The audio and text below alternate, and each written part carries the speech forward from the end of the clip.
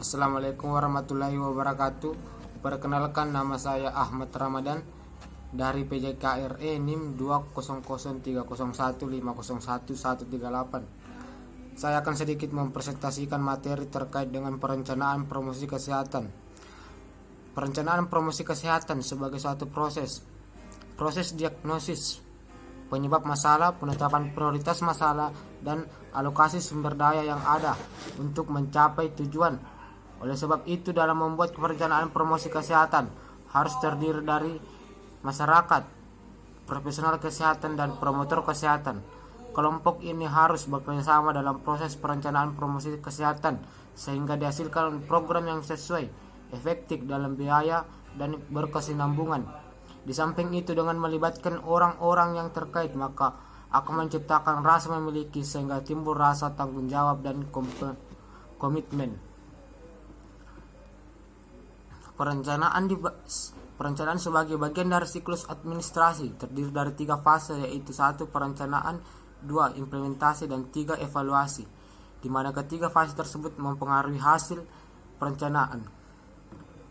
Perencanaan promosi kesehatan adalah suatu fase di mana secara rinci direncanakan jawaban atas pertanyaan-pertanyaan yang muncul, sehingga implementasi adalah suatu waktu di mana perencanaan dilaksanakan. Kesalahan-kesalahan sewaktu-waktu membuat perencanaan akan terlihat selama proses implementasi. Demikian pula halnya dengan kekuatan dan kelemahan yang muncul selama periode implementasi merupakan refleksi dari proses perencanaan. Fase evaluasi adalah suatu masa di mana dilakukan pengukuran hasil atau outcome dari promosi kesehatan. Pada fase ini juga dilihat apakah perencanaan dan implementasi yang telah dilakukan dapat dilanjutkan. Selain itu, evaluasi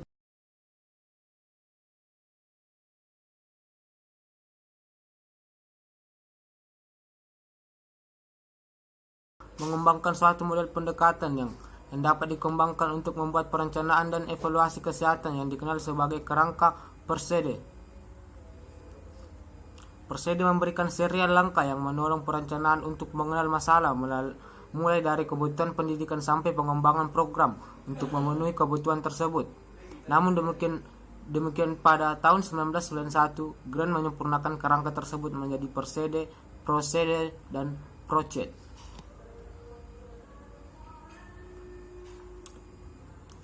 Yang kedua, menetapkan prioritas masalah. Langkah yang ditempuh yaitu A. Menentukan status kesehatan masyarakat, B. Menentukan pola pelayanan kesehatan masyarakat yang ada, C. Menentukan hubungan antara status kesehatan dengan pelayanan kesehatan di masyarakat, D. Menentukan determinan masalah kesehatan masyarakat meliputi tingkat pendidikan, umur, jenis kelamin, ras, letak geografis, kebiasaan perilaku, dan kepercayaan yang dianut. Dalam menentukan prioritas masalah, kita harus mempertimbangkan beberapa faktor, yaitu sebagai berikut. Yang pertama, berat masalah dan akibat yang akan ditimbulkan. Yang kedua, pertimbangan politis. Dan yang ketiga, sumber daya yang ada dalam masyarakat.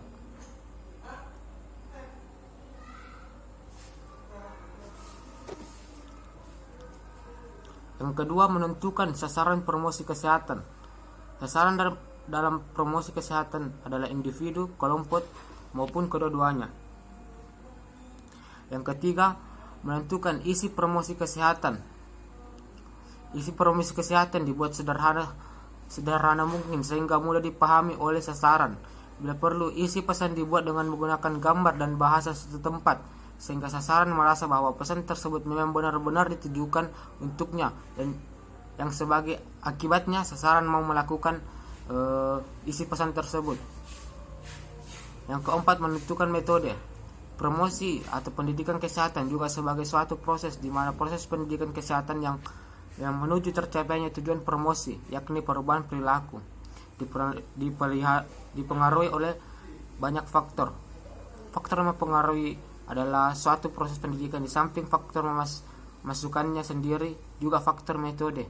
Faktor metode atau pesannya, pendidik atau petugas yang melakukannya, dan alat-alat bantu atau media untuk menyampaikan pesan. Faktor-faktor tersebut harus bekerja sama secara humanis. Hal ini berarti bahwa Untuk memasukkan sasaran pendidikan tentunya harus menggunakan cara tertentu pula. Materi juga harus disesuaikan dengan sasaran, demikian pula alat bantu dan metode yang lainnya.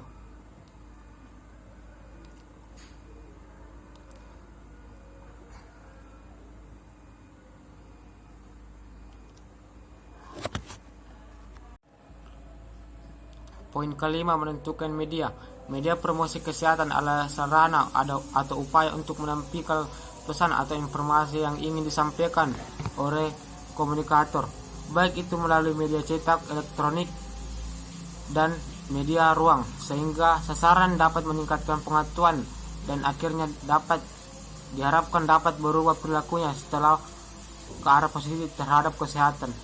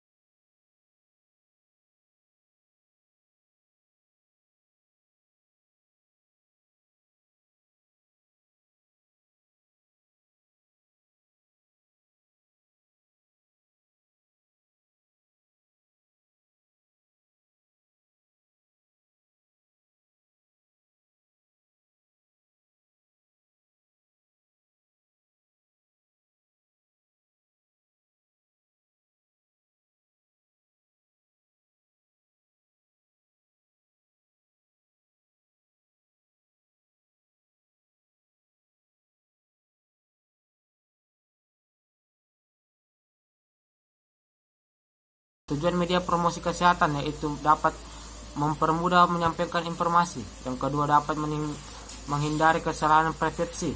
Yang ketiga, dapat memperjelas informasi. Yang keempat, dapat mempermudah pengertian. Yang kelima, mengurangi komunikasi yang verbalistik. Yang keenam, menyampaikan objek yang tidak dapat ditangkap oleh mata.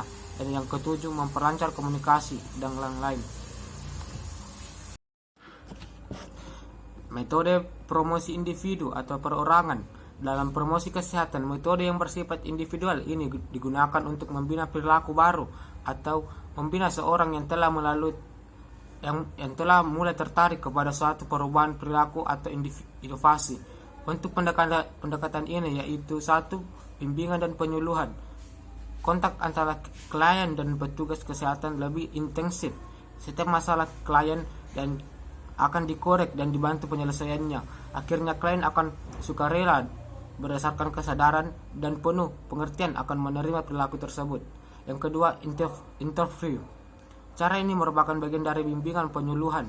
Wawancara antara petugas kesehatan dan klien untuk mengali informasi mengapa ia atau belum menerima perubahan. Ia tertarik atau belum menerima perubahan untuk mempengaruhi apakah perilaku yang sudah ada atau akan diadopsi untuk kehidupan selanjutnya. B. Promosi kesehatan kelompok. Dalam memilih metode promosi kelompok, harus mengingat besarnya kelompok serta sasaran, tingkat pendidikan formal dari sasaran. Yang pertama, kelompok besar. Yang dimaksud kelompok besar adalah apabila peserta penyuluhan itu lebih besar dari 15 orang. Metode yang baik untuk kelompok besar ini antara lain ceramah dan seminar. Ceramah. Metode ini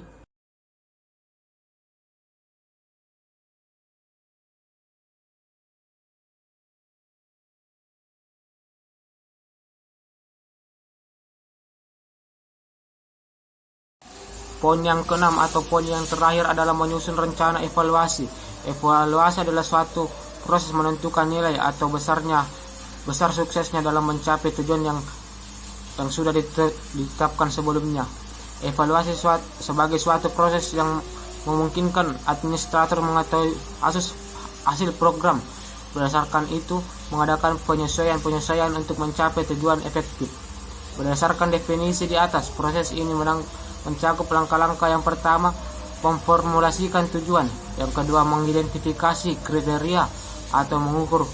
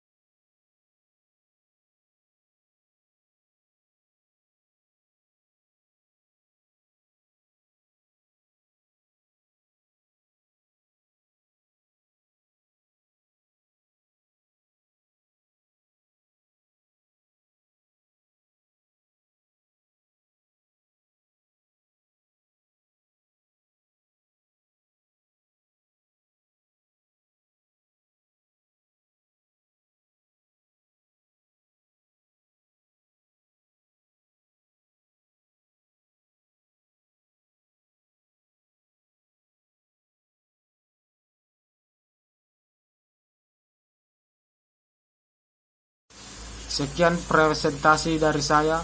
Mohon kurangnya mohon dimaafkan. Wabillahi taufiq wal hidayah. Wassalamualaikum warahmatullahi wabarakatuh.